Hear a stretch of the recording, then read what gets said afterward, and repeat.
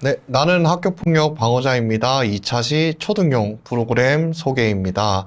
1차 시는 중고등용 프로그램 및 프로그램 개요를 소개했기 때문에 어떤 프로그램인지 궁금하시면 1차 시에 개요 부분을 조금 보시고 오시고 초등용 프로그램을 시청해 주셔도 되고 중고등용도 궁금하시다 싶으시면 순차적으로 시청을 해주시면 감사하겠습니다. 초등용 프로그램 그럼 소개 시작하도록 하겠습니다.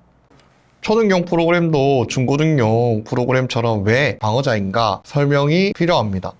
왜 방어자가 중요한지 꼭 설명을 해주셔야 되는데, 근데 초등용은 조금 접근 방식이 다릅니다. 가해 행동을 하지 못하는 분위기를 형성하는 게 중요하긴 한데, 사실 학교폭력 예방 문화라고 하면 이제 좀 예민하게 받아들이시는 분들이 조금 계실 수 있습니다. 학부모님들이 이제 그럼 학교 폭력이 있어서 방어자 프로그램을 하는 건가? 라고 생각하실 수 있기 때문에 학교 폭력 예방 문화라고 접근하기보다는 함께 어울릴 수 있는 문화를 만드는 것이 서로서로 좀 더 학교 폭력을 예방할 수 있고 또 가해 행동을 하지 못하는 분위기를 형성할 수 있다 라고 접근하는 것도 나쁘지 않습니다. 초등용 같은 경우에는 사실 조금 예민하게 받아들일 수도 있거든요. 그래서 친구 관계를 형성한다. 함께 어울려 노는 문화를 형성한다. 이렇게 조금 다른 표현을 사용을 하셔도 좋습니다. 어쨌든 학교폭력 예방 문화를 형성하든 함께 어울리는 문화를 형성하든 핵심 역할을 하는 사람이 방어자입니다. 초등학생 같은 경우에는 역할을 부여하면은 이제 동기부여가 되는 경우가 많이 있거든요.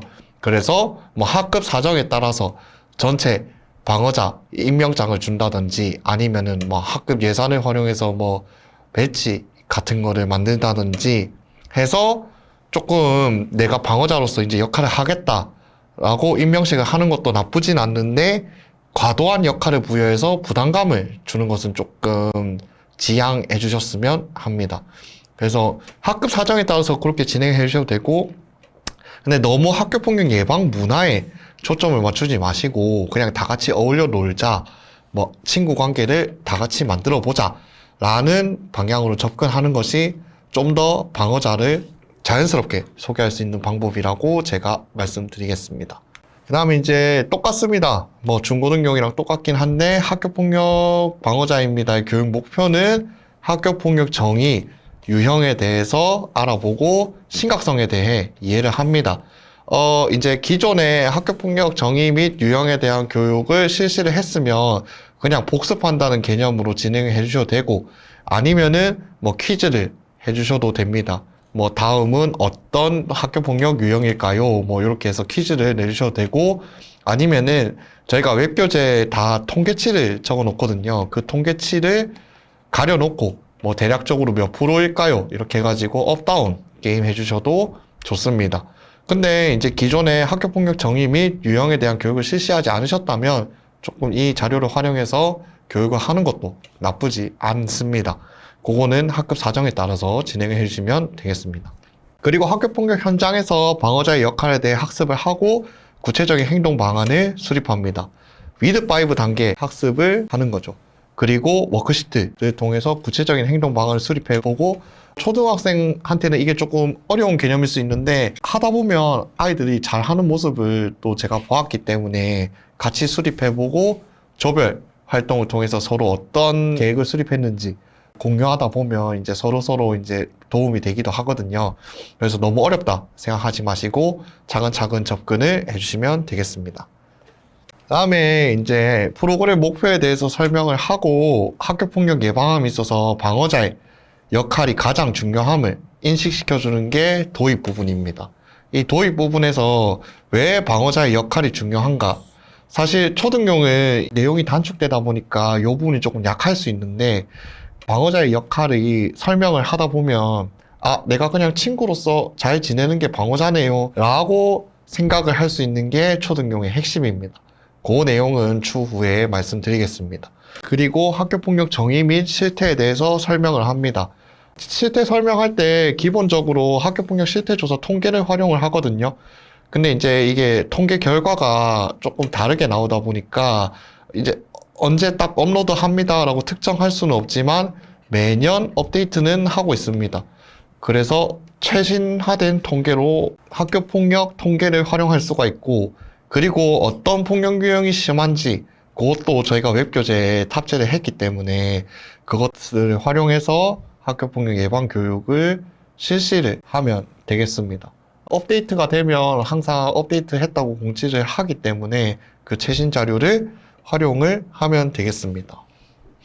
첫 번째는 방관자와 방어자에 대해서 설명을 해주셔야 됩니다.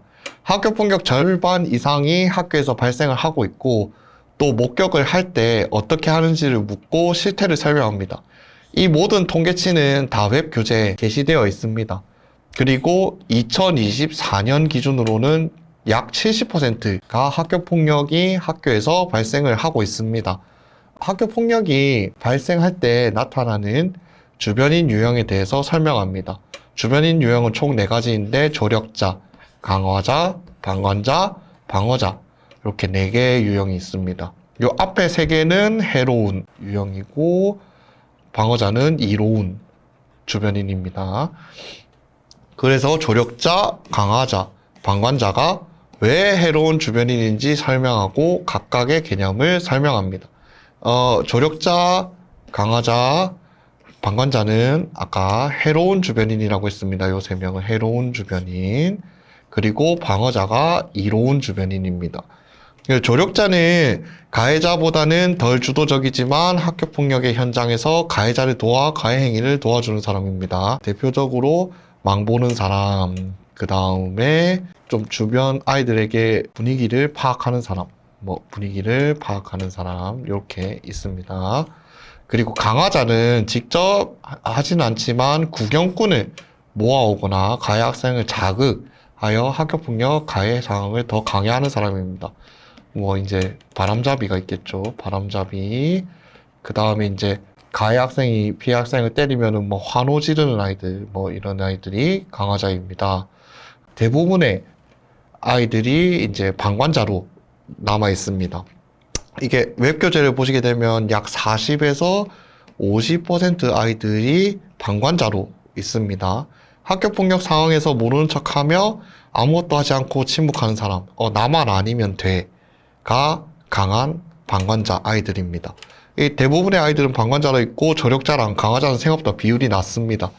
근데 이제 핵심은 뭐냐면 세 유형의 주변인은 피해자 입장에서는 같은 가해자라고 인식하게 됩니다. 그 내용은 추후에 좀 더 자세하게 설명드리겠지만 어쨌든 피해 학생 입장에서는 강화자나 조력자나 방관자나 가해자나 다 똑같은 학교폭력 가해자라고 생각을 합니다. 그 이유는 추후에 말씀드리겠습니다. 전개입니다. 중고등용은 1차시 영상을 혹시 보시거나 중고등용 프로그램을 보게 되면 방관자 효과와 집단의 압력, 요 2가지 내용을 중심으로 조금 방어자로서 역할을 어떻게 해야 되는가 라고 설명을 하게 되는데, 초등용에는 그게 없습니다. 일단은 시간이 단축이 되어야 되기 때문에 2가지 내용을 다룰 수가 없고, 그리고 조금 어려운 개념이고 초등학생 입장에서는 어려운 내용이 있기 때문에 생략을 하고 바로 토끼와 거북이의 진짜 이야기 내용으로 들어가게 됩니다. 토끼가 왜 잘 달리면서도 달리지 않았는가, 이거에 새롭게 해석한 비디오를 시청합니다. 비디오는 지금 시간 관계상 시청하실 수 없지만 간략하게 설명을 드리면, 토끼와 거북이 달리기 시합을 재해석한 내용으로 토끼는 거북이의 뒷담화로 달리기에 일부러 지고 거북이는 그 뒷담화 때문에 친구를 잃는 내용입니다. 그래서 결론적으로는 토끼도 이긴 거북이도 모두 행복하지 않았다 라고 이야기를 합니다.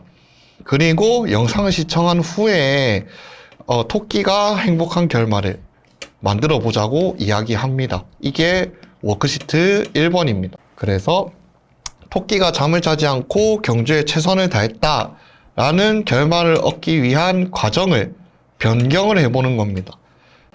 워크시트가 있는데 이 워크시트를 사실 그룹도 되고 개별 활동으로 하셔도 됩니다. 근데 핵심은 뭐냐면 워크시트 1번 질문을 보시게 되면 토끼의 입장에서 무엇을 할 수 있을까? 라고 물어보거든요. 그러면은 여기서 이제 반응이 조금 갈리는데 학생들이 보통은 어려워합니다. 피해자가 무엇을 할 수 있을까요? 라고 생각을 하게 되거든요. 그러면은 여기서 두 가지 또 루트가 있는데 하나는 다 같이 찾아보자. 토끼가 피해자로서 무엇을 할 수 있는지 다 같이 찾아보자. 라고 해서 해결 방안을 같이 공유하는 방법이 있고 하나는 피해자가 그만큼 어렵다. 마음이 어렵고 자기가 무엇을 해야 될지 모르겠다. 라고 피해자의 마음에 좀 더 초점을 맞춰서 접근하는 방법이 있습니다. 그만큼 이 학교폭력 피해자가 되면 자신이 벗어나고 싶어도 상황이 어렵고 그렇기 때문에 우리가 도와주는 게 맞다. 피해자의 마음에 초점을 맞춰서 접근하는 방법이 있습니다. 이 두 가지 방법은 어느 것이 좋다라고 말씀드리긴 어렵고 학급 사정에 따라서 뭐 진짜 이 피해자의 마음을 못 찾는다라고 하면은 피해자의 마음에 접근하는 것이 맞고 그 다음에 이제 조금 방안을 잘 찾는다라고 하면은 다 같이 발표해보는 분위기 그렇게 해서 학급 사정에 따라서 선택을 하셔서 진행을 하시면 되겠습니다. 그래서 결국에 토끼가 행복해지면 누가 행복할까요? 토끼와 거북이 그리고 아까 토끼를 뒷담하는 거북이의 친구들 여기까지도 행복해진다 라는 것을 알려주시면 되겠습니다. 이제 웹교재 이 실제 사례를 읽고 방어자로서 어떤 도움을 주었는지 또 도움을 주었을 때 피해자는 어떠했을지를 이야기를 해주시면 되겠습니다. 이제 초등용 프로그램의 핵심입니다. 장난일까 폭력일까입니다. 이제 초등학생의 경우에는 학교 생활 중에 친구 사이에 장난이라고 생각될 수 있는 행동이 폭력이 될 수가 있습니다. 이 영상을 보시고 하시면 되는데 이 영상 내용을 간략하게 설명해드리면 여러 친구 관계가 나와요. 머리 만지는 친구, 잠을 깨워주는 친구 그렇게 나오는데 친구에게는 각자의 사정이 있는데 밤새 게임을 해서 피곤한데 계속 깨워준다. 뭐 깨워주는 게 고맙긴 한데 사실 나는 힘들다. 머리를 묶어주고 하는 것이 좋은데 이제 자꾸 만지게 되니까 힘들다. 라는 각자의 사정이 있는데 자기는 이 친구가 좋아하니까 이 친구가 거부하지 않으니까 라고 하면서 계속해서 행동을 하는 거죠. 그래서 장난이라고 생각한 행동이 폭력이 될 수가 있다. 라는 점을 알려주시면 되겠습니다. 그래서 나는 친구가 좋아서 하는 행동이었고 친구를 위해서 하는 행동이지만 친구 입장에서는 폭력이 될 수 있다 라는 것을 초등학생들에게 알려주시면 되는데 이렇게 말하게 되면 분명히 질문이 들어올 겁니다. 그러면 친구에게 장난을 하지 말아야 되나요? 라고 질문을 할 거예요. 근데 우리가 하는 핵심이 뭐냐면 평소에 하던 행동 중에 친구가 싫어했던 뉘앙스를 보내는 행동이 있는지 돌이켜보는 겁니다. A라는 장난이 있고 B라는 장난이 있고 C라는 장난이 있는데 근데 A 장난은 괜찮고 B는 싫어했고 C는 조금 뭐 뜨뜻미지근했다면 이제 사실 이 B라는 장난은 친구 입장에서는 폭력이 될 수 있는 건데 계속해서 시행을 하다 보면 이 친구 입장에서는 아 나에게 폭력을 행사하는구나 라고 생각이 들 수가 있다는 거죠. 그래서 장난을 하지 말자 라는 개념을 가지는 게 아니라 친구가 싫어하는 행동이 폭력이 될 수 있기 때문에 우리가 서로 배려하고 친구가 싫어하는 행동을 하는 것을 보게 되면 우리가 방어자로서 도움을 주자. 아까 제가 처음에 서두에 말했지만 학교 폭력 현장에서만 도움을 주는 것이 아니라 이런 어울림 문화를 만드는 것들, 뭐 친구들과 관계를 형성하는 것들 이런 것들을 만드는 것에서도 우리가 방어자 역할을 할 수 있기 때문에 친구가 싫어하는 행동을 목격했을 때 도움을 주자 라는 방향으로 접근을 하셔야 이제 초등용에서는 조금 방어자가 쉽게 접근이 가능합니다. 너무 또 이게 학교 폭력 예방에만 초점을 맞추게 되면 이게 아이들이 경직이 되거든요. 친구가 싫어하는 행동이 폭력이 될 수가 있기 때문에 우리가 도움을 주기 위해서 방어자 행동을 해야 된다 라는 방향으로 접근을 해야 되는 겁니다. 그래서 초등용은 이렇게 설명을 하고 위드5 단계로 넘어가면 되겠습니다. 이렇게 해서 초등용 방어자 개념도 설명을 마무리하고 위드5 단계에 대해서는 3차 시 영상을 시청해 주시면 되겠습니다. 감사합니다.